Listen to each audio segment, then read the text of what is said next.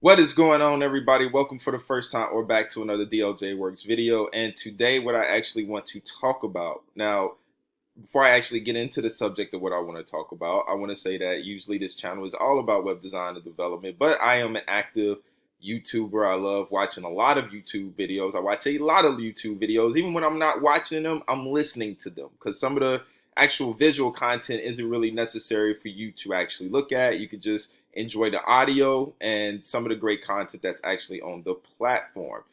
So this morning I was actually watching. I watch a lot of Review Tech USA. I love listening to Rich. And today, what I actually saw on my recommended my feed was McJuggernuggets. He's talking about McJuggernuggets is leaving YouTube for good. And I don't really personally get into a lot of McJuggernuggets content. I honestly I didn't even know who he is. I knew who he was, but I didn't know who he is for his content because I just never viewed it. But in this video that Rich is talking about, he's saying that McJuggernuggets is pretty much leaving. I have to really watch when I scrub the video these facial expressions that occur here. But he's actually talking about McJuggernuggets leaving YouTube and him starting his own app called, Storyfire. McJuggernuggets makes this statement as of January 1st, 2020. I will no longer be making content for YouTube. This has not been an easy decision to make and one that I've struggled with for the last couple of years. To put it frankly, I can no longer support a platform that doesn't have my best interests at heart. I think that's actually a little to expect a YouTube to be. He makes it sound like YouTube is this employer, like YouTube is supposed to care about you, like it's this entity that is supposed to be very kind to its people, and it has no obligation to be that at all. This is just a technology platform we have the freedom to use. Like you make it whatever you need to. I totally disagree with this. I don't expect YouTube to have my best interests at heart. If I'm not getting any views or any subscribers, I don't leave it all to the algorithm. It's just one piece of the strategy, but I have to manage and market my own videos, my own content to people. I have to make sure that I'm making titles, making pieces of material that people want to consume. I understand that the algorithm has to find these things and put them in front of people, but once it does and people look at it and they just like, this sucks, this is whack content, that's my fault. That's not YouTube's fault. YouTube has done its job in terms of maybe putting it in front of one or two people, but once it gets in front of those one to two people, you have an obligation to make sure that you are making enjoyable content. This is still humans we're talking to. So this whole thing, to put it frankly, I can no longer support a platform that doesn't have my best interests at heart. That's kind of whack. I mean, I don't, whatever. It's whatever. But in any case, this is the web design aspect. This is the core of the video. I know I may waste a lot of time going around the bush. Get to the damn point, Deshaun.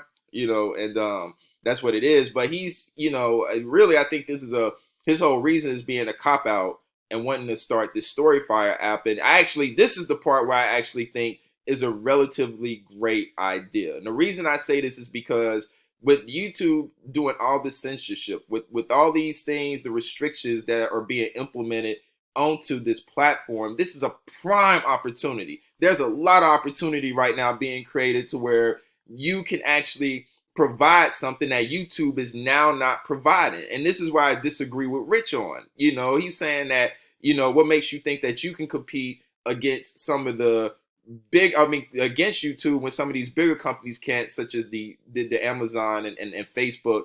And I completely disagree, because you can be the David in this situation versus this Goliath, because now YouTube has allowed certain niche areas, because they're not providing for those niches anymore, because they're either too violent, they're too radical, whatever the case may be. You are in a prime opportunity to start a platform. Think about Alex Jones. People who cannot get the Alex Jones fix on YouTube anymore, that the conspiracy theory content and the secret societal content, now they have to go elsewhere for that. And that's fine. That's completely fine. That's what people don't understand. It's okay if you have to go away from YouTube to get certain pieces of content. I don't, all of my hip hop stuff I don't get from YouTube. All of my Christian material I don't get from YouTube.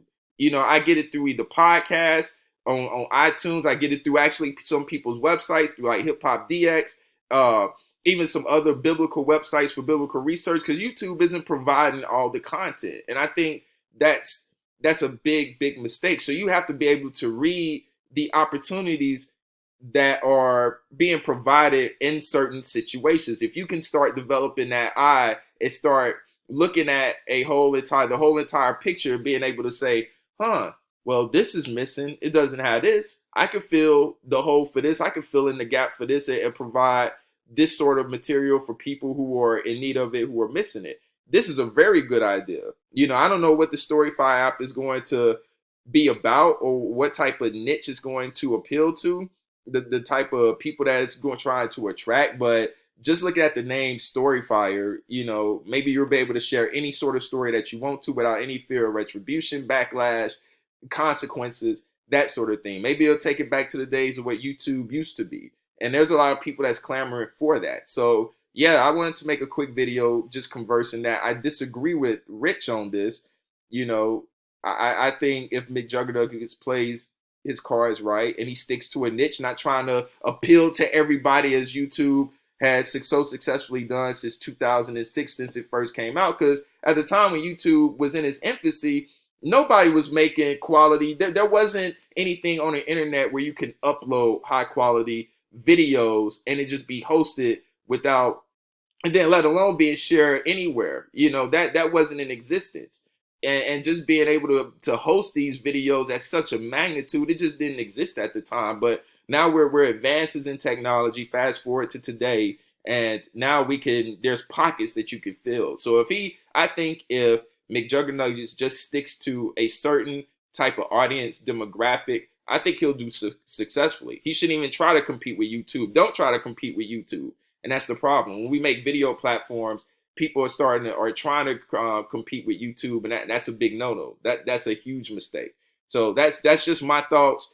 I disagree with Rich on this in this case, but in any rate, what I'm saying, there's a lot of points that I also agree with Rich on as well. But I think McJuggernuggets is crazy for leaving the platform on those reasons, because nobody should expect YouTube to baby them or to have their best interests at heart. This is what the platform is creating. These are the rules. These are the regulations. You have to abide by those if you're going to create content. It's the same thing. It's no different than, I guess, if you're trying to, go to somebody else's website and they have terms and conditions. Facebook groups, you can't get into this particular group unless you're, this age or profile has been in existence for several years. I just signed up to a Final Fantasy VII group and I had to answer 3 questions. My profile had to be in existence for more than 2 years. Come on, like, people have these barriers of entry, these gateway liners, like nothing's really changed. People like to, sit up here and say that the gatekeepers are gone, but really you're becoming a gatekeeper.